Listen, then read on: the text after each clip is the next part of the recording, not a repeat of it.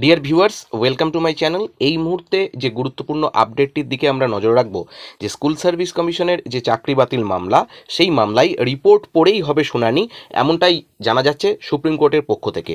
আমরা বিষয়টা নিয়ে বিস্তারিতভাবে জানব।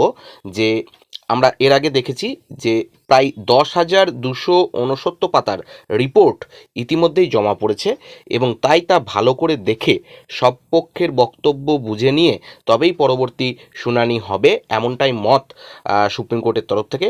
স্কুল সার্ভিস কমিশন বা এসএসসির এই যে প্রায় 26,000 শিক্ষক অশিক্ষক কর্মচারীর চাকরি বাতিল মামলায় যে রায়দান আমরা আগামী দিনে দেখতে চলেছি, সেই রায়দানে মঙ্গলবার এমনটাই জানানো হয়েছে দেশের প্রধান বিচারপতি ডিওয়াই চন্দ্রচূড় মহাশয়ের তরফ থেকে।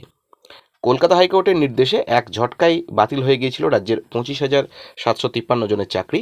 এসএসসি, গ্রুপ টি, গ্রুপ সি, 9-10 এবং 11-12 এদের শিক্ষকরা চাকরি হারান। সেই রায়কে চ্যালেঞ্জ করেই সুপ্রিম কোর্টে মামলা চলছে। এ ব্যাপারে চাকরি পাওয়ার ক্ষেত্রে কারা যোগ্য ছিলেন আর কারা যোগ্য ছিলেন না, তার কোনো তালিকা তৈরি কি আদৌ সম্ভব কিনা জানতে চেয়ে সুপ্রিম কোর্ট একটা নির্দেশিকা দিয়েছিল।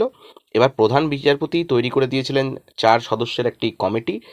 মামলায় 5 পক্ষকে তাদের বক্তব্য জমা দিতে বলা হয়েছিল। এই 5টা পক্ষ হচ্ছে পশ্চিমবঙ্গ সরকার, স্কুল সার্ভিস কমিশন, চাকরি না পাওয়া কলকাতা হাইকোর্টে মূল মামলাকারীরা, হাইকোর্টের রায়ে যাদের চাকরি বাতিল হয়েছে তারা, এবং সিবিআই। আদালতের নির্দেশ মতো তা জমা পড়েছে, এবং তার যে বহর সেটা 10,269 পাতা।